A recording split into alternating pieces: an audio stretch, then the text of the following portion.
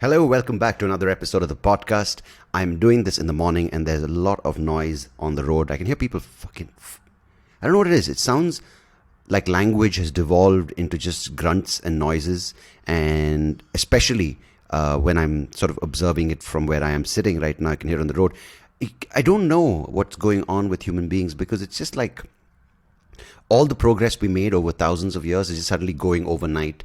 And it's evident. I'm not saying this is specific to India, but anywhere you go, it's just more of these unevolved, I don't know if you can hear it, but unevolved human things that are coming to the forefront. You know, sometimes they say when people get older and they start, getting onset of dementia, or they have certain things which they display in their old age, it's these traits that are the strongest from their childhood.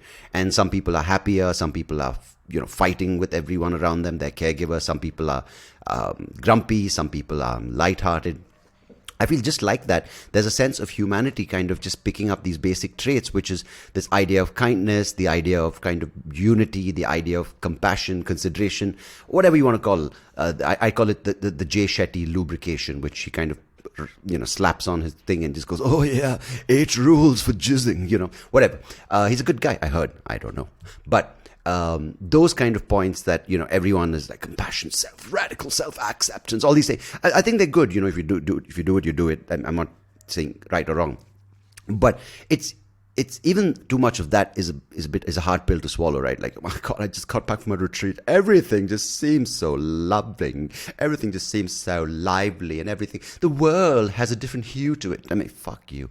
But this kind of other thing, which is just this, like the rage, the greed, the feeding frenzy, like people just, I don't even think we need to kind of expect a certain kind of etiquette from people anymore if they fit to a certain category. Just like how we say that if there are people who go to retreats that are a certain way, we stereotype them right there.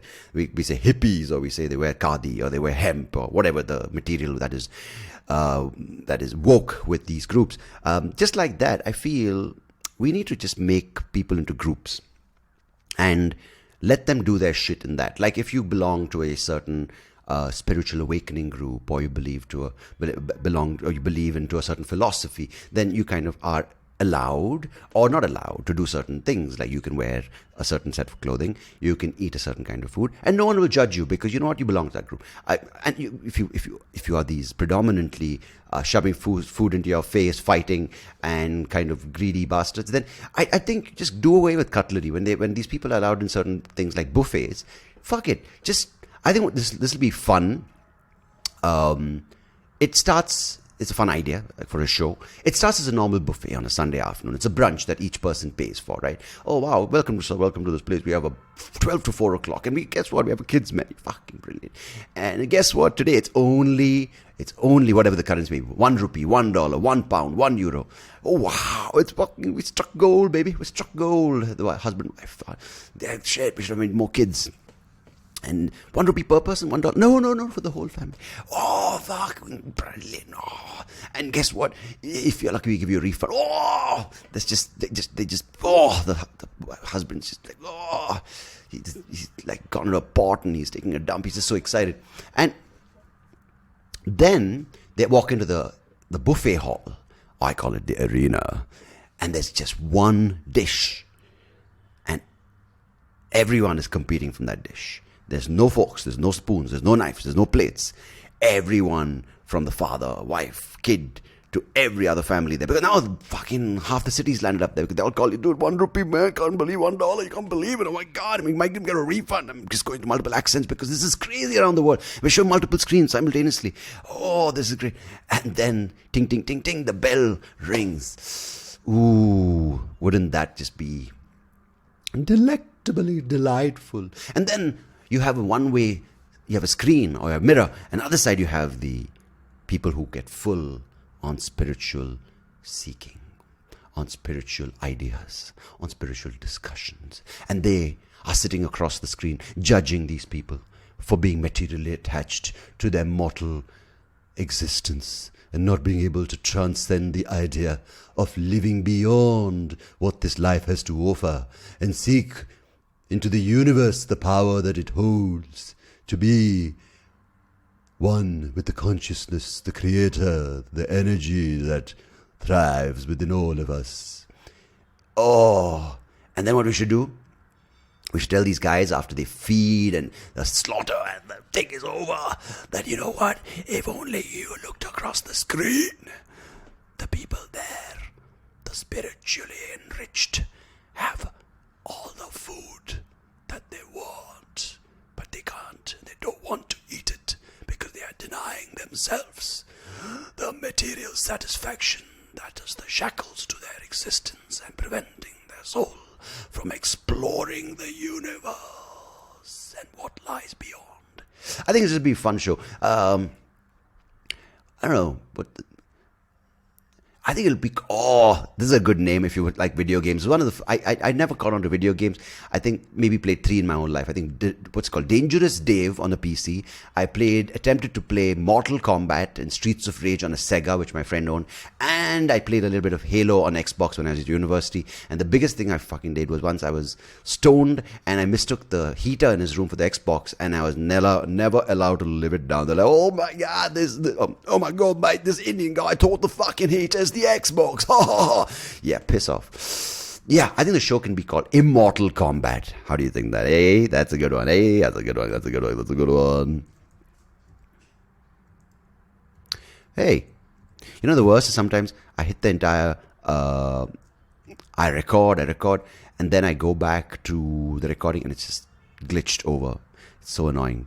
I hope it hasn't happened with this one, because I think this concept, Netflix, if you're listening, you bitches, don't have to worry about my stand-up. You know what? That's for better people. But this idea, I think, will transform it. You know, Oppenheimer can go fuck himself. Yeah.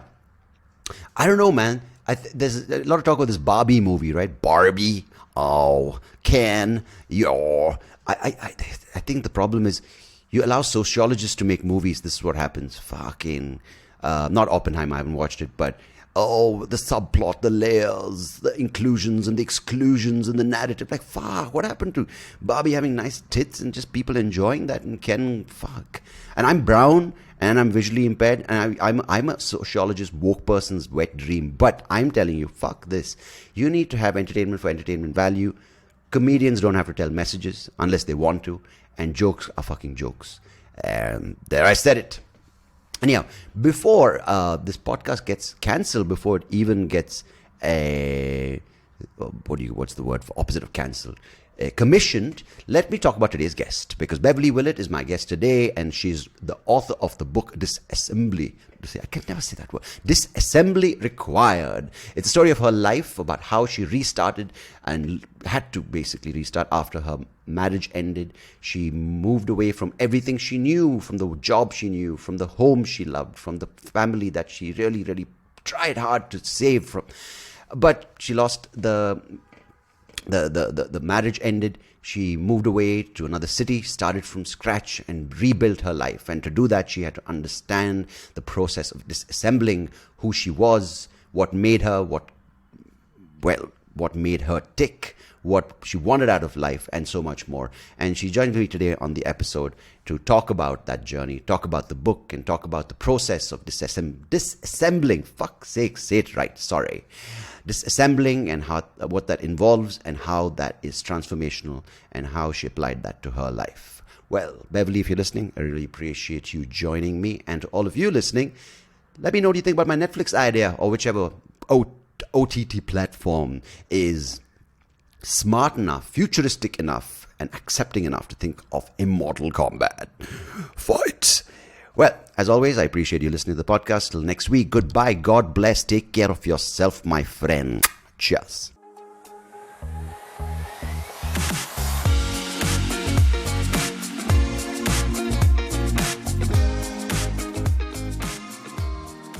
Beverly Willett, thank you so much for joining me on today's show. You're welcome. I'm glad to be here. Although it's a little early for me, but that's okay.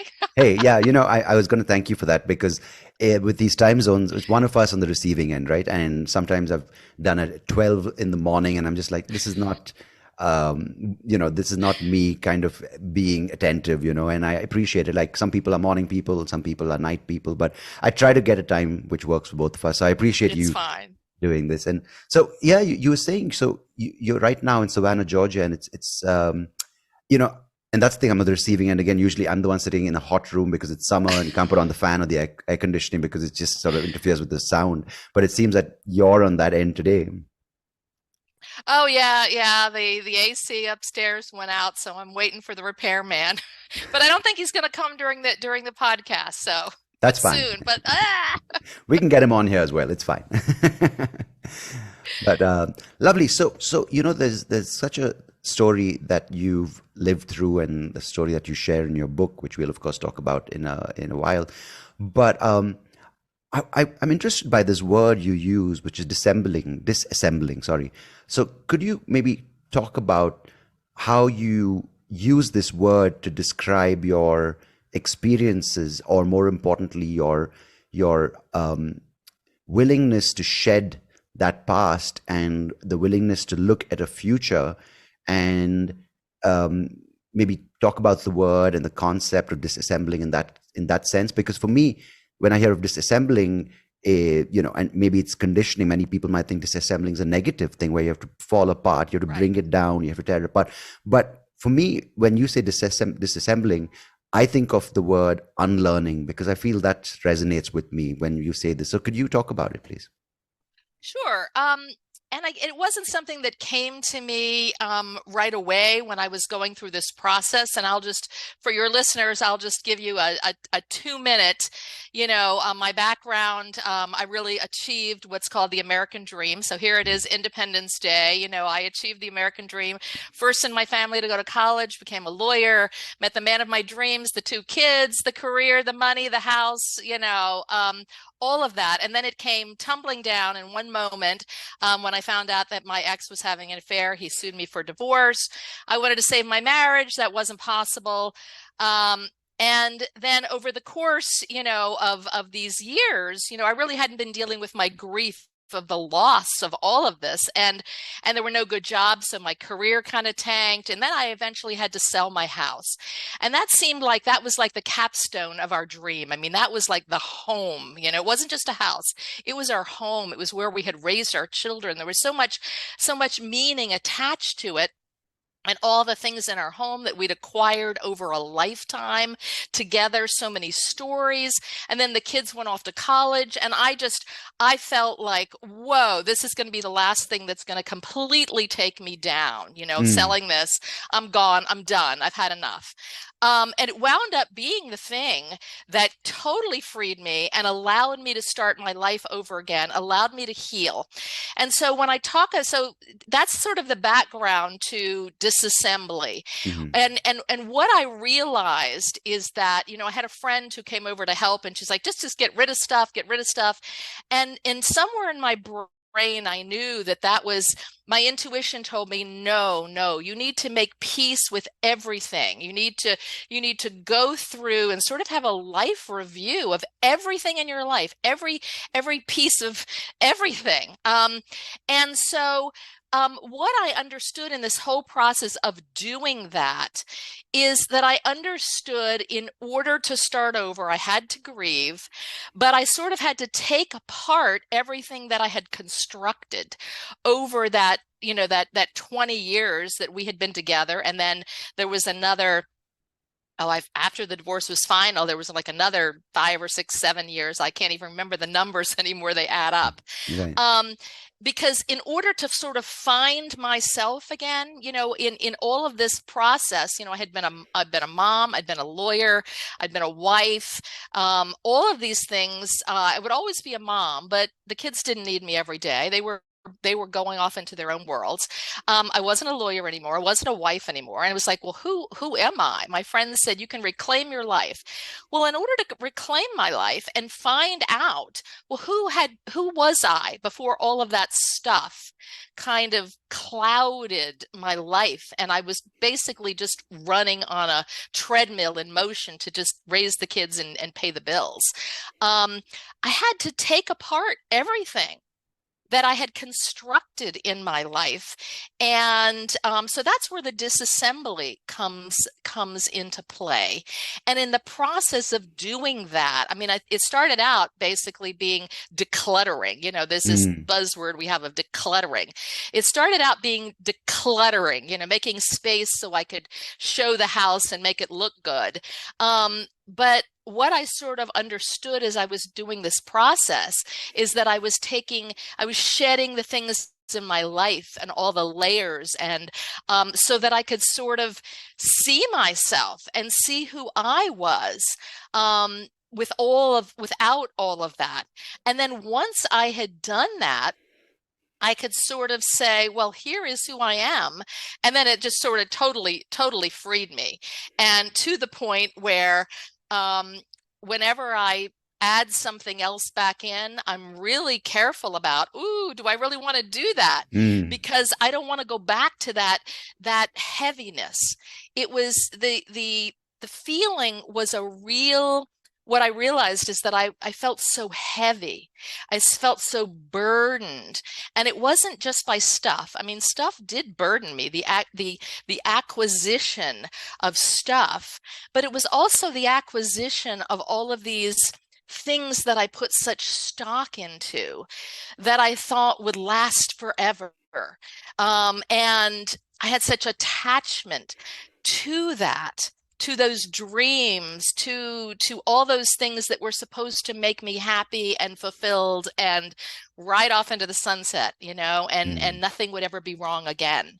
So I hope that kind of tells you what I meant by disassembling.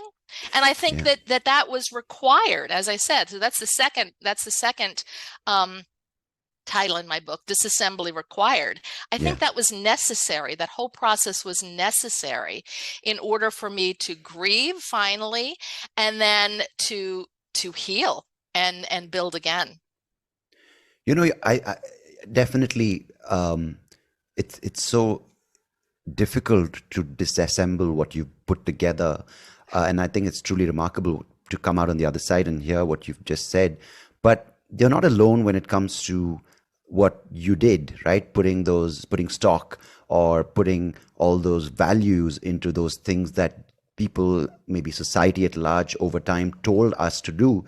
And I see that trend here, and I'm sure you see that trend in America as well. It's called the American dream. It's called just the capitalistic dream, right? Of checking all those boxes, and doing those various things. I mean, of course, there is a lot of benefit from getting an education, a lot of benefit from having a job, no doubt about it. But once you go beyond that, then it becomes a role that you get attached to, and that attachment as a result gives you worth in people's eyes. And in many cases I feel that worth is something which is so sort of integral to your being that when that role goes away, when you get fired or when you get divorced or when Right. whatever it may be, when, and also say as a parent, right, your children's performance or how they turn out to be as young adults is that role and the outcome of that role. So you kind of, I'm not saying you, but generally parents also want that their kids to succeed because it reflects on them. And when the kids do something different, it seems like they have failed as parents, which is absolute rubbish, right? Because the bond you have as a parent and a child is irrespective of what that child turns out to be. I know it's easier said than done, but I feel that that's why it's so nice to hear what you put yourself. I mean, it was the cards you were dealt, but the decision you took to kind of go through that process of disassembling and kind of breaking it down, saying this is what I don't want, this is what I want to reintroduce, this is what I want to do with my life. It's, in hindsight, yeah, of course, it's nice to talk about, but the process of doing it is really, really hard. So a lot of people aren't able to do it because they are just chasing that dream, the bigger house, the better job, the partner or whatever it may be, right? I don't know how those things pan out, but none of this has, especially in today's day and age. I mean, I don't have a question here, but I'm just making an observation. It seems more and more that this dream isn't what it's made out to be, and the at the end of the road, a lot of people are finding themselves disappointed, like going, I did everything I was told to. I kind of have gone down the path that I was promised will give me fulfillment, success, purpose, happiness, or whatever the things I want, but it clearly seems more and more lacking, right? Well, yeah, and I just wrote down two words because there's so much there, so much great stuff to talk about. So a couple of points. I think I think that the concept of the American dream has changed. And so I don't think it's a bad thing and a negative thing. I mean, Mm. like you just said, education and, but but it's almost like at least in my view, that we've put more focus on the acquisitive nature of it. So that, the keeping up with the Joneses and look how good, I've got it, the bigger house and the bigger car and whatever, rather than the things that make it up. And I look at my parents, and I hear in this country so much, wow, you just want to go back to the 1950s and whatever. Well, no, but that doesn't mean that there weren't great things, because I'm the product of my parents who brought me up in the 50s and 60s. Yeah. So, and for them, the American dream was about, like my father, he only had like a year of college. My mom never had any college, but they were wonderful people. And so their American dream was their children, the value of the home. We don't, I mean, you just think about all these articles about, the family dinners have gone by the wayside. Yeah. So part of that American dream is spending time with the family, making the family and the home the center of your life, not just acquiring the house, acquiring the stuff, having the two kids so you look great because you've got the two kids or the three kids or whatever it is. Mm. It's the value of what those things mean and Yeah. what the home means and the bonds that those are forged. And then the career becomes partly about hard work. It becomes about providing and feeling that pride in providing for your family. and Mm. and my family that, that didn't do things, they didn't go on the vacations they could have to put me through college. So I think that it's not a bad thing. I think we've just started to not realize what that really means. Yeah. What is the American dream? What does it really mean? And we want things without enough hard work. We don't believe in I don't think we believe in hard work as much as we used to. We don't believe in responsibility. So I think we've had a shift because we just put more value in things and the way we look. And the other thing, related to what you were saying, is that we also, part of the problem too, when you said, these things happen, we lose, is that we're not taught. Mhm. um, One of the basic things about life, and that life is change. Yeah. We're just not taught that. I mean, we know it. I mean, we can't go through a moment. I woke up and I'm like, what's going on? The heat's not off. I've got a great AC system. I Yeah. mean, the AC is off. Um, it's like moment by moment. We expect we're going to wake up and, it's going to be cool and we're not going to have to deal with the AC on July 4th and getting a repairman here. But that is actually more common. The change and the hardships and the things that just keep peppering us, that's the rule of life. We think that that's the exception. Um, and so we fight against that all the time, Yeah. so that there's change and we resist the change. That causes stress because we resist the change. We think, oh, I've got to fix this. So we just become, and I know that this is true of myself. I felt like I was just a fixer. All I was doing was just fixing things and fixing things. I still had to do them, okay? But it was the resistance that I had and the feeling of, why is this happening again? Well, why? Because it's the nature of life, and this is what happens. And so when I let go, and still, it can be a hassle, but when I let go of being so attached to things staying the same and staying as if I've constructed them, it allows you a more freedom, more ability to cope. I think it brings joy back into your life. You're not so feeling like you're just riding against the tide all the time. So I think that's another thing that's happened in our society. We just have this idea that we can just fix everything with money or whatever it is. and we don't accept it. We don't accept change. And that doesn't mean like I tried to save my marriage. Yes, I wanted to save my marriage. I still loved my ex. I think that our family suffered because of this divorce. So it doesn't mean that you don't try and fix the things that can be fixed and try and repair things. Not at all. But eventually, I think you have to accept things, and we don't have that mindset a lot in our country of acceptance. Yeah. Now, I think you might be speaking specifically about the society in America, but there are sort of ripples of that being felt across the world because everyone, till recently, maybe even till presently, looked to America for trends, right? And Right. of course, there are so many values, as you mentioned. And oh, before I forget, I forgot to wish you Happy Independence Day. I Oh, was, thank you. yeah. Now, I was just thinking because when growing up, right, it was the pop culture that came east from the US, right? Whether it was shows like Friends or Frasier or MASH and all these things, which were great entertainment. But even other things which were go abroad to get an education. Once you go to America, you can do whatever it takes to be whoever you want to be. And I see a lot of people living that dream, right? But as you said, there's nothing wrong with those things, nothing wrong having a good job. There's nothing wrong spending the money the way you want it to. But I feel what you get out of it, the emotional fulfillment, right? Enjoying what you own, enjoying that home for what it is, which is a place for families to be together, to eat together, to talk. None of I think those things are slowly not there because sometimes there are children now, young adults who are at home feeling so alone because they can't communicate with their parents, or there are parents who can't communicate with each other because of whatever reason, right? Maybe the internet, maybe social media. People feel more connected to someone online than someone in the sofa next to them. So there's nothing wrong with having a lovely home. There's nothing wrong with having material Exactly. things to enjoy. But I feel in a context which is very different yet similar in some ways, is India doesn't have as much wealth for everyone, and of course there are disparities in America as well.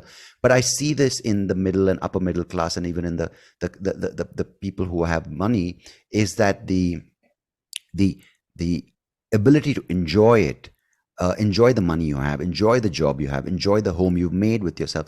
And once that goes, and it just becomes the label, right? The labels that you can show off to whoever chooses to look. And then when that becomes the case, no one's going to be happy for you. And you're always going to feel threatened and insecure because you're like, wait a second, I expected that person to go, wow, you amazing job, you're pulling in so much money. But when you don't get that, you're like, ooh, maybe there's someone who has more than me. There's someone who has a bigger house, someone who has a happier marriage. And then the conversation gets absolutely lost because then you're not living your life for yourself or for your family or to enjoy and treasure those moments, but it becomes more of a, hey, you know what? Only if I get that next promotion or I get that bigger job, I get that huge package, will I then be recognized and validated by someone else who that person has his own or her own journey going on. And Right. that's the thing which we're seeing now. I mean, we're seeing more divorce rates in India. We're seeing more dysfunctional families. We're seeing children feeling isolated from their parents. We're seeing kids on a higher suicide rate. We're seeing kids with more anxiety, depression. And um, I'm saying, even though India is so different, and in many ways we have a huge population that struggles with making ends meet on a daily basis, the population that does have the money is seeing the same symptoms of the problems that are happening in the US. So clearly, it's not the American dream or what that represents, but it is the lack of meaning for those dreams, right? It's just becoming boxes to tick without appreciating what those boxes can actually do for you, which is enjoying the work, hard work, appreciation of what you can do for yourself. And that's sad, and I think that's a little disconcerting going forward because it's happening in one country, and it's going to happen on a larger scale in the country I live in. And more people are like, we need more investment. India needs to grow rapidly. We need to become a superpower. But without appreciating those emotions, those values, and if this is the only message being driven, then we're heading for a crisis of a huge number of people who are going to be absolutely dissatisfied with what they have because they're not doing it because they want to, but they're doing it to impress someone who doesn't really care.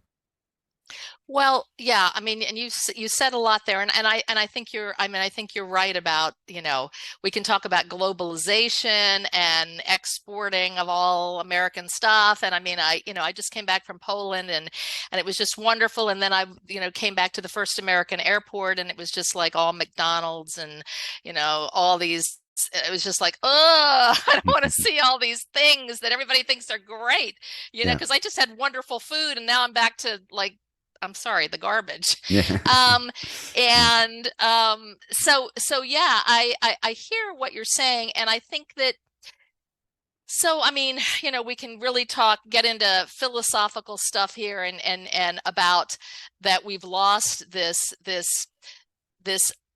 so again we can put this label of happiness. It's this constant journey Mhm.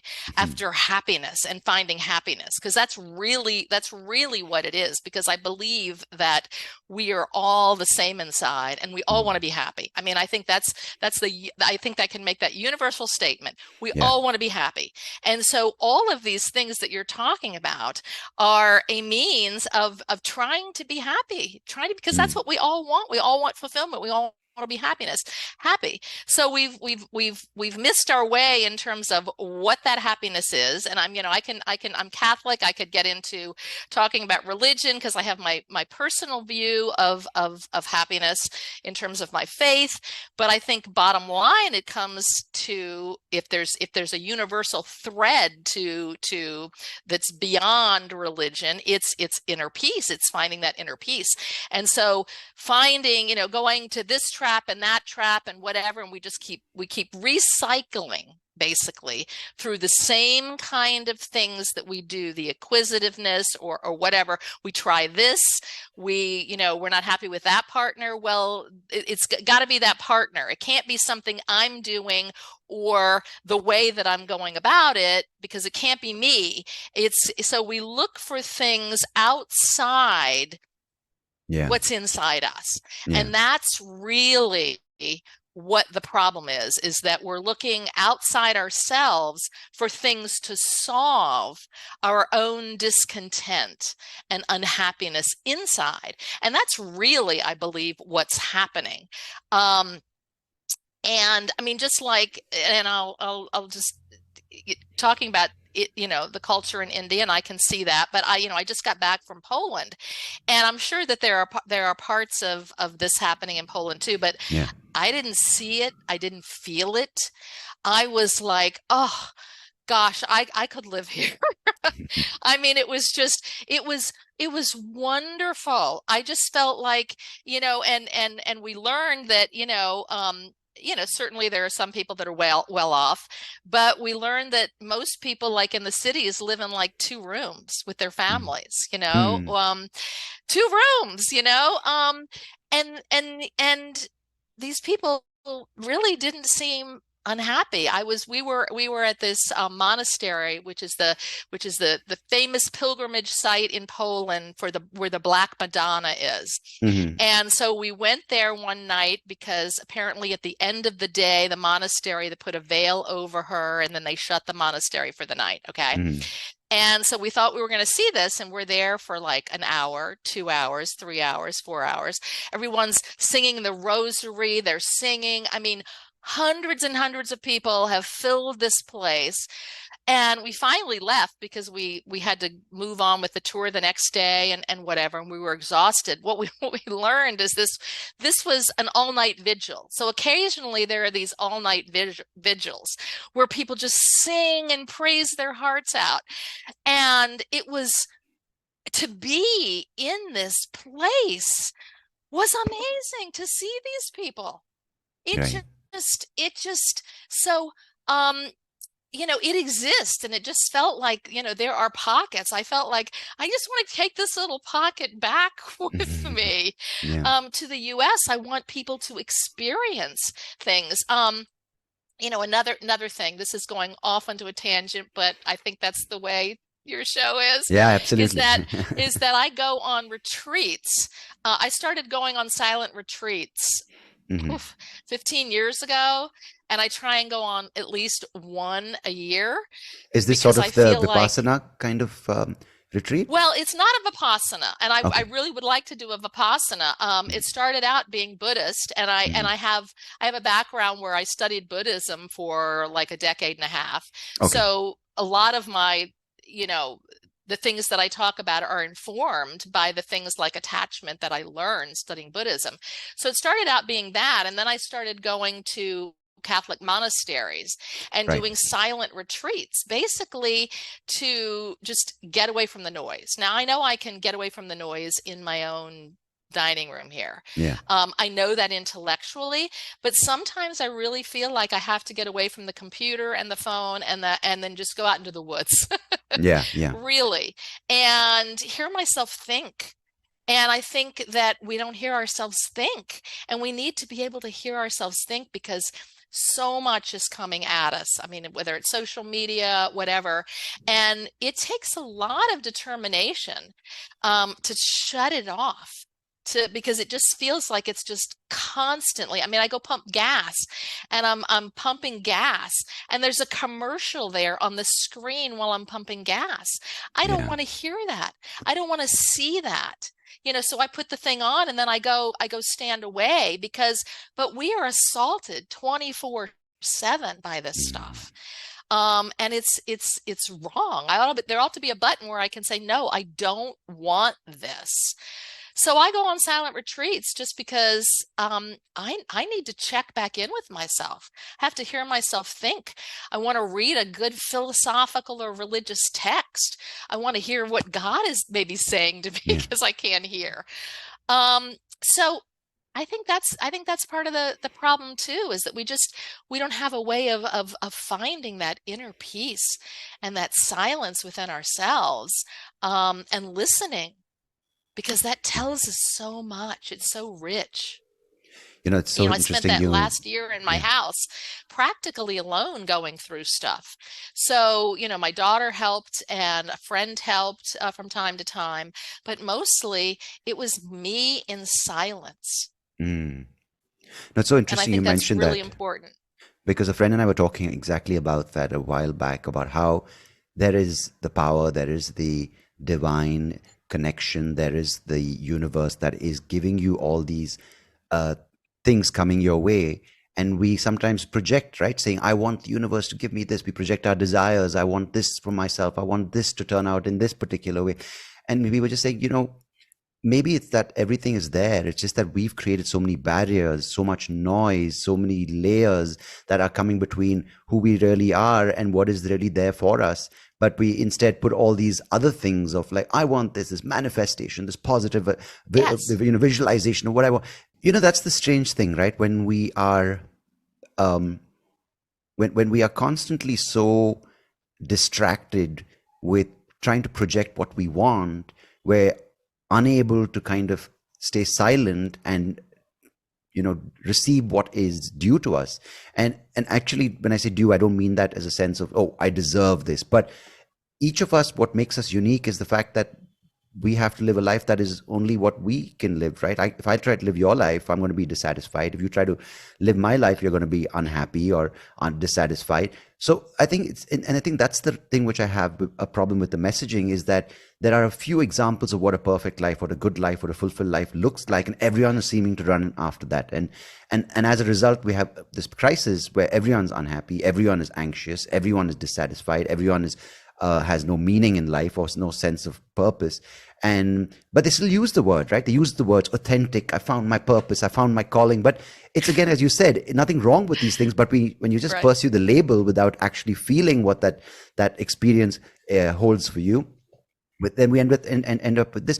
And that's the thing I find. Even when you look at spirituality and philosophy and meditation and those practices, there's a reason, as you said, sitting silent is absolutely beautiful, right? Because you can actually be with yourself, which is the truest and the most you, peaceful feeling if you can get there. But in pursuit of all these things, we go for these. And I'm sure you heard of this term called spiritual materialism, where we go from one meditation program to the other. I know how to do box breathing. I know how to do, I know how to do pranayama breathing. I know how to do this. And it becomes, again, the same race where you pick up more and more techniques, but you're not able to Right. sit quietly. And I find that fascinating. Um, no, no, that's absolutely true. I'm trying to think of who said that the main problem with people is that they're not able to sit quietly in a room. And right now, the name of that philosopher from a long time ago is escaping me, is escaping me. Yeah, Mm. yeah. Um, Because so, these but I things think are you're so right. good. All these things, like, whether Oh, you and meditate. Yeah. well, and yeah, so something else that you talked about, like we have this acquisitive and we've got to achieve and whatever, and that our paths are different. And I think that's it's been shaped a lot by our culture. Mm. And so, we need to be, it's been shaped around money, okay, how much money we have, how much status we have, shaped by our celebrity culture. So the things that we achieve and who we are, we measure it. It's our measures that we have defined. These are the Mm. measurements, just like, okay, as you said, I've learned this kind of breathing. Now I have to do that. Now I have to do the other. And I've climbed this mountain, so now I need to climb a higher mountain. And Yeah. it's not about pushing ourselves to, but if you love to climb mountains, then go for the next one. I mean, that's great. That's fabulous. You want to be a swimmer and you want to just swim a little I mean, those are wonderful things. I mean, we wouldn't have achieved all the inventions and things if people weren't filled with their passion. I mean, that's another overused word. But it's almost like, well, what's your passion? What if your passion is to be a really good plumber? Yeah. Everybody's got to have a college degree. Everybody's got to be wealthy. Everybody's got to be beautiful. Everybody's got to be, you know, um, that's really what has happened. And it really wasn't, again, people say, oh, you just want to go back to the way you were brought up. Well, yeah, this was great because, I have people that, have went to school with plumbers who probably have a better retirement account than I do. I Yeah. mean, it's like, what are we valuing? There's value in all kinds of work, and we don't look at that anymore because we just drive our kids that they've got to achieve and go to college and do this and do that. Well, and no wonder they're stressed out and suicide rates and everything else. So this is a massive problem, and I'm Yeah. not sure like how we sometimes, I talk to a friend of mine and we talk about the world and the problems and like it just seems so out of control. And what we've come to believe is that we have to be responsible for our own lives. And then we start in our communities with what we can affect in our communities. Maybe we can do small things in our communities to help. And that can create lots of satisfaction for us because otherwise it gets really disconcerting and hard to live with. But I think we need all of that. We need to go back to the education systems need to be reformed so that we talk about other kinds of avenues for fulfilling work. Yeah. Right. And it doesn't all have to be at, we can't all be celebrities. And I think they're a huge problem. Yeah. Celebrities are a huge problem in our culture because we give them so much value and they have so much influence, and none of them say the things that I'm talking about. Mm. So I think I really I could get off for a Mm. while on the damage that our celebrity culture has done, and It's um become and I think. aspirational, right? Like almost, I want that life. I want that life of traveling Right. private And you jet. know what? Yeah. And look at them. Look at them. I mean, you just read yesterday, Robert De Niro's grandson, I think committed suicide or yeah, I think committed suicide. I mean, if you just look at them, look at Robin Williams. I mean, just look at them. They're committing suicide in droves. They're not happy. How many times have they been married? Look at them, look at their divorce rates. So I don't know why we're so focused on them because if we take a real hard look, we'll see that so many of them are not happy.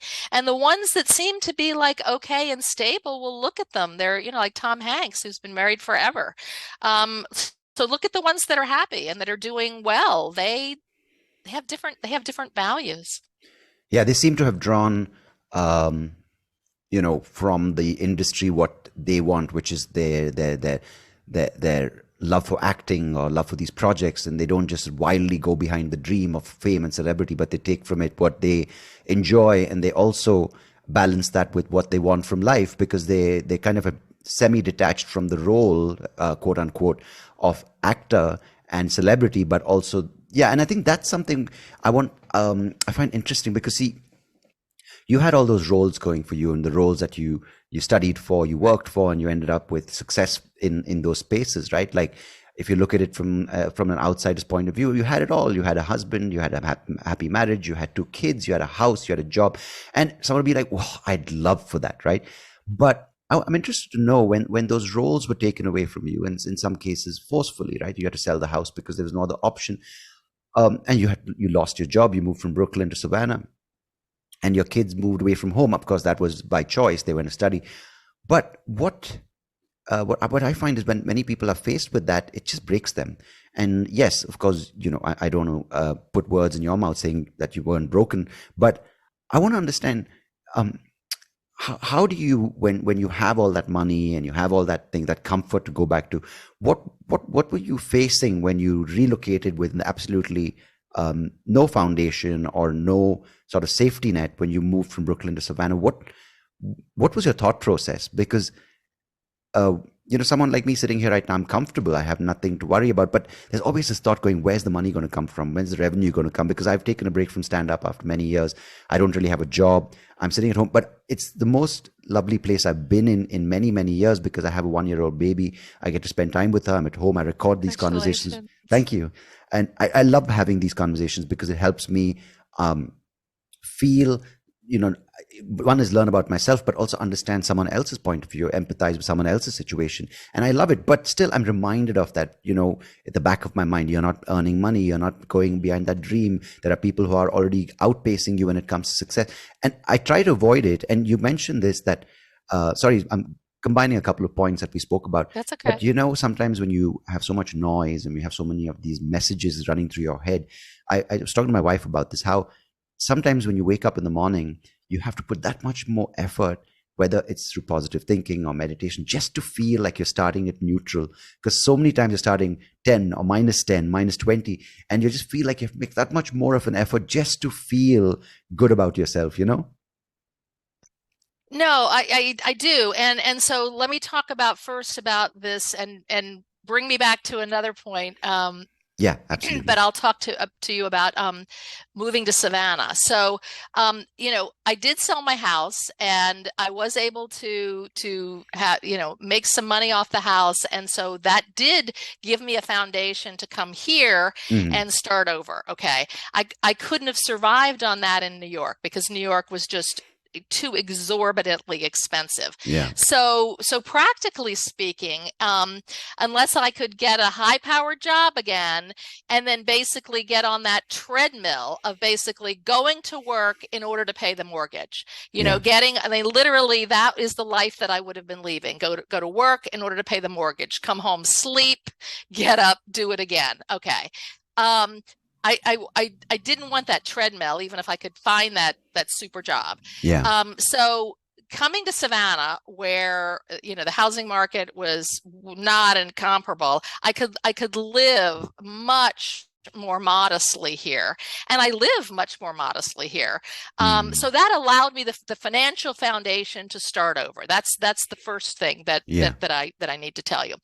But the other thing is that, when I came here, but still I had to like give up, I had a life in New York. I had built a life. I'd gotten there right after law school. So even though I wasn't from New York, I really kind of feel like a New Yorker, and I'd been in New York most of my life, and I built a Mm. life there, and I had, my friends and my support group and my church and just, my neighbors, and that was who I was. I was a Brooklyn girl.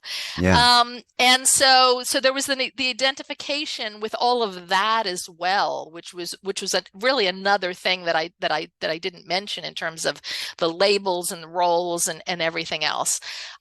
So it was also giving up all of that and coming here, but in the process of disassembling and all that, what I learned is that I was putting my faith, if you will, in all of those trappings in order to make me happy, and understanding that that's not where it came from at all. And when I understood that, it was like everything just freed up. It was just like all of the ropes and the things that were holding me down, and being heavy in my life. It was like they just lifted. I mean, I really felt this mental and physical lightness that I'd never felt in my life. I mean, I'd felt little tiny moments of it, in my meditation practices over the years, and it was Yeah. like really cool when that happened. But in terms of a real sustained, like, whoa, this is really how it feels, and I feel good. And how is that?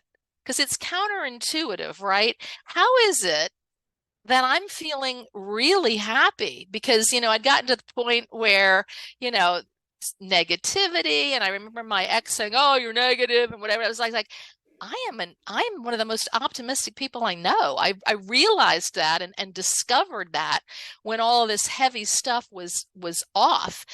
So it's counterintuitive to feel like, well, the kids are gone, and I mean, my gosh, I loved being a mom. I mean, I adore my children more Right. than anything in the world. And I love my beautiful house. I love my friends, loved living in Brooklyn, and just loved it all. And all that's gone. And I Mm. feel happy. I feel joy. I feel light.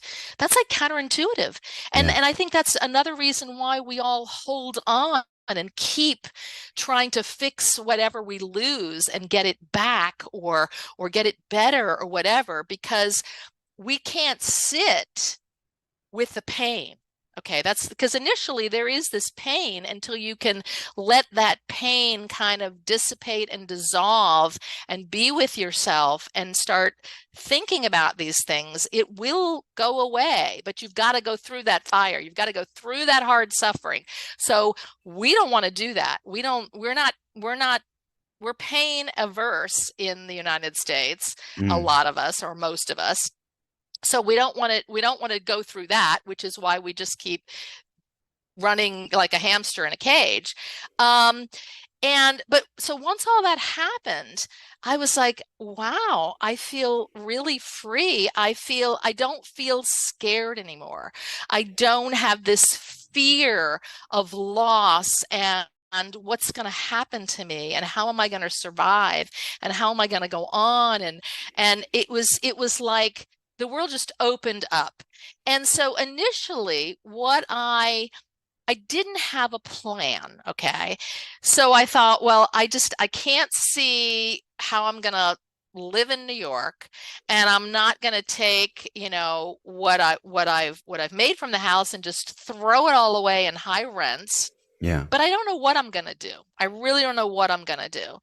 And I thought, well, the one thing I don't want, because it was November, it was the end of October, November, is I just don't want to spend another winter in New York. It's so cold, the snow. I've just got to go somewhere. So I had been to Savannah a few times. Mm. One of my daughters went to college in Atlanta, Mm. and I knew that it was warmer here, and I had been here before. It's a very walkable city, so it feels like it's a small city, but it feels like a city.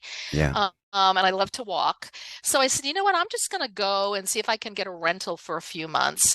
And just, I needed to just physically recover. It was a it Yeah. was a it was a tough ordeal. So I got rid of most of my stuff, but I had some stuff left, and some of the kids' stuff, and so I put it in storage. And I just came down here, and I thought, I'm just going to rest. I need to physically rest, and again, just kind of be alone and think about what I'm going to do.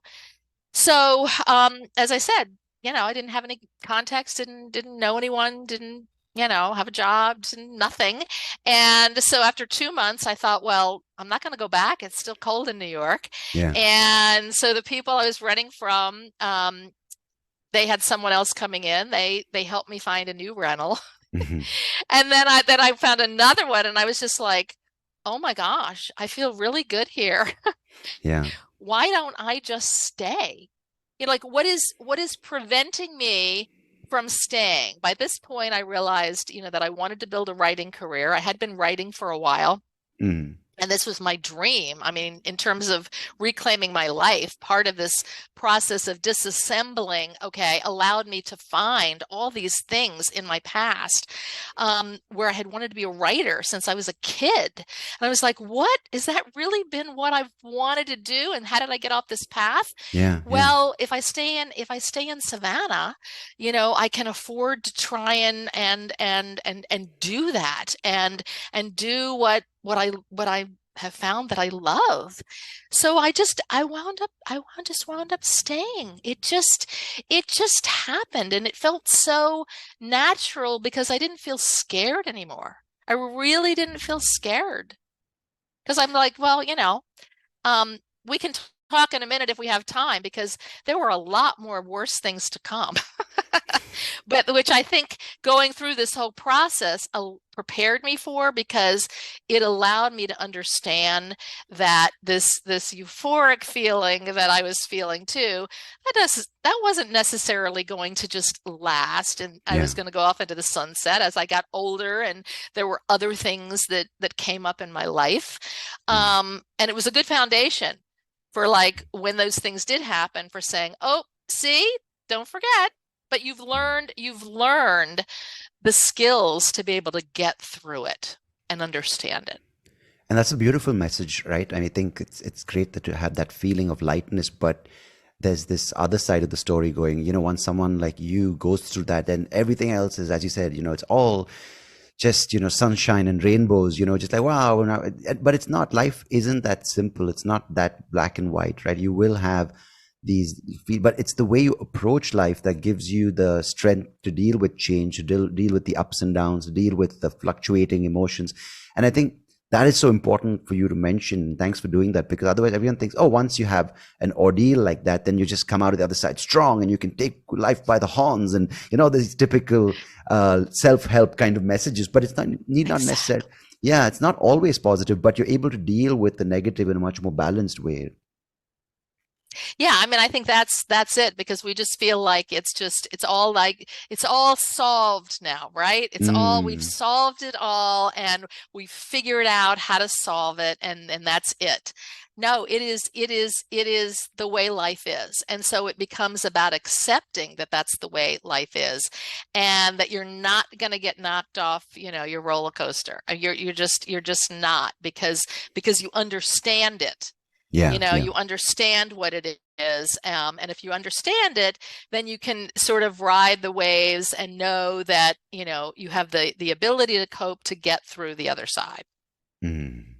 How, So, I mean, that's just, that doesn't mean that, you don't cry about it and get upset about it. And, you're always like, rah, rah, not at all, not at all. It's normal. It's normal to cry and be upset and, be sad. And these are all normal things. My mom died, that was one of the things that happened, after I came here 3 years later. My mom died, and that was a sorry to hear that. huge loss for me. And it wasn't any less of a loss because of the things that I've learned. Mm, It's just that I was able to cope with it and understand it, and even feel sweet, about it now, in terms of having this, relationship with her that can still exist in another kind of. I still talk to her, I still saved all her messages on my machine, and it doesn't cause me sadness anymore, because I understand that's the nature of life. It doesn't make me love her any less. mm.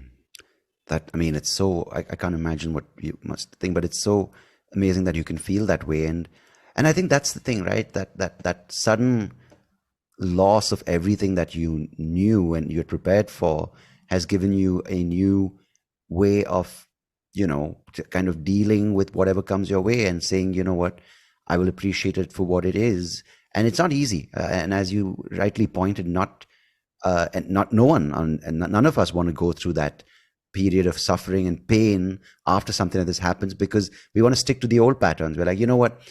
I got divorced. I'm going to find someone else. I lost my job. I'm going to find a better job. Right, And I want to right. ask you how you did that, because wasn't there this time, or is there like a recurring thought sometimes when you're like, you know what, I'm going to find that person. I'm going to resettle. I'm going to settle down. I'm going to going to find. Oh, I still have these, I haven't dated a lot because Mhm. there doesn't seem to be a lot of people out there to date.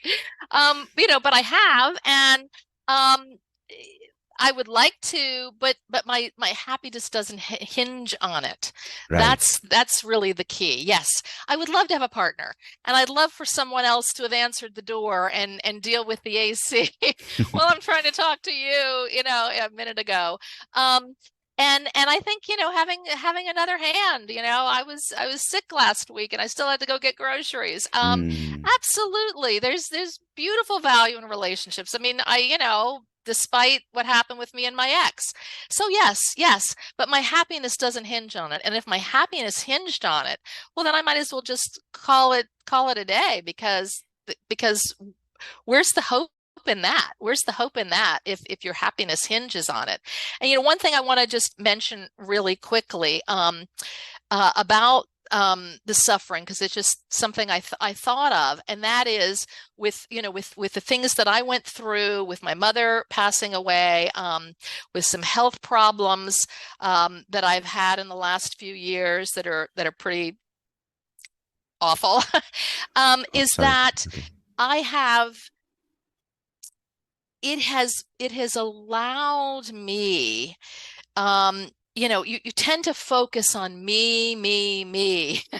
Mm. Everything we've been talking about is really me centric, me focused, all of the attachments and unhappiness. It's really being centered on me. And it's very hard for us not to focus on ourselves. Yeah. I mean, that's just, we're, if there's anything that we grasp onto tighter than anything else, it's ourselves. I mean, Right. that's natural. Okay. Yeah. Yeah.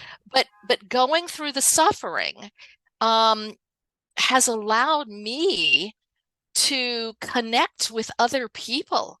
I mean, it's been a beautiful thing because I have people write to me all the time about the kinds of things that they went through with their divorce, and Mm. contemplating suicide, because I've written about that, and people have said your article helped me, and then the health problems I've had, I wrote an article about it, and so people connect with me, and I know that I'm helping other people in the world through sharing my story, and Yeah. I'm also able to understand when I've gone through things that I hadn't gone through before, and then I see other people, I'm able to understand what they have gone through and what they are continuing to go through.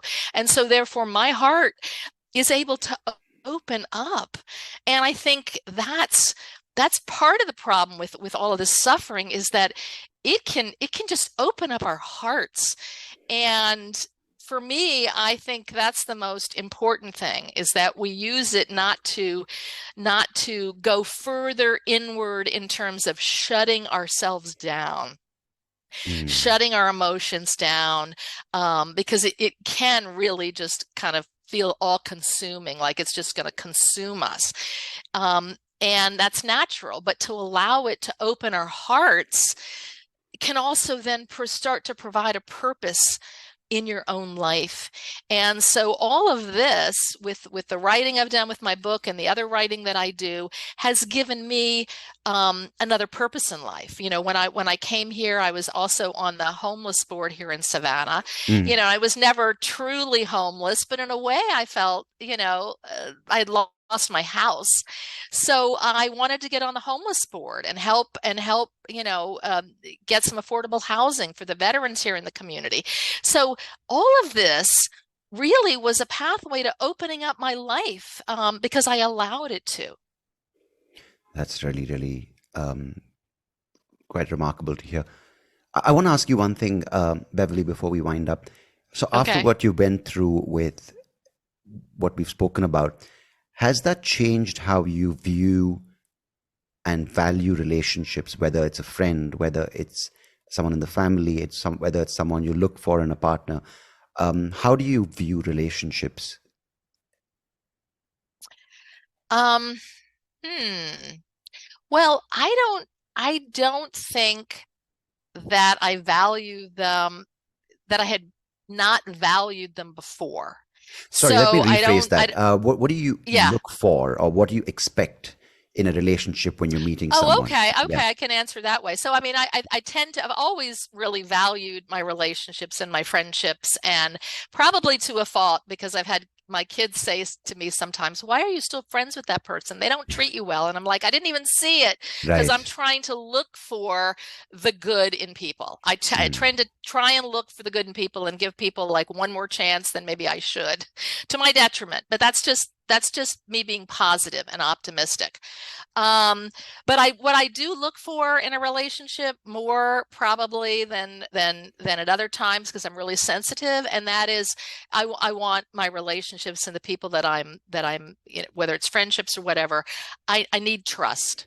Trust hmm. has been a really, really hard thing, because when trust is broken, I mean, betrayal is one of the worst things. It's in Dante put it in the ninth circle of hell, because Right. betrayal really is bad. And it's not only about losing the trust in the person who betrayed you, but you start looking at everybody different and saying, can I trust you? And I had friends that turned out not to be trustworthy.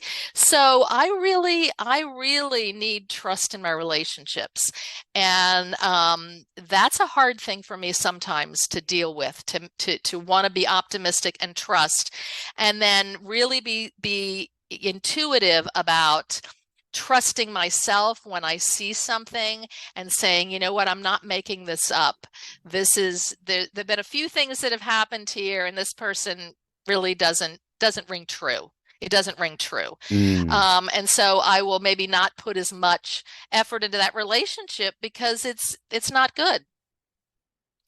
yeah. No, I wanted to find out about how you viewed that, because it's something that is so fundamental, which you're unwilling to see, and in many ways you're blind to, because you don't want Yeah. that to come to your attention, because it's convenient, right? And these patterns, I think, are amplified in all aspects of our lives, right? We just continue trying to want the same thing and not looking at people for what they are, but trying to see them for what we want them to be. So I wanted to get your thoughts on that. And frankly, it's thank you so much for sharing everything that you have today, and it's a remarkable story. And as you pointed out, it's not all just right into the sunset after you go through these things, but it's about being able to face life on a much more, I think, I wouldn't say solid ground, but with much more the ability to adapt, which I think you highlight and you kind of personify beautifully. So thank you. Thank you. It was great. Thank you, Beverly. And your book, of course, is I'm having a I, tough I time can with I that can I word. hold it up? Yeah, please do. I Disassembly think it's a very required. I think it's a very cool cover, because it's got like an architectural drawing of a house. It's not my house, but anyway, disassembly required. Lovely. I'm having a tough word with And I have disassembly. little Yeah. gifts. So if anyone buys a copy and sends me an email on my website, I will Mm. send you a gift, even to India. Brilliant. I'm going to get the link to the book in the description. And of course, go ahead and check out Beverly's book, Disassembly Required. I got disassembly right for the first time today. So I'm glad. So I really appreciate it. And good luck with everything going forward. Thanks, Beverly. Thank you, and good luck with your newborn. Thank you very much. Yeah, she's amazing, because yeah, she's now starting to use words. She's walking around, and I'm just like, where have you gone? Where have you It's gone? over. Yeah, it's interesting. Yeah, but it's fun. Thank you. Thank you.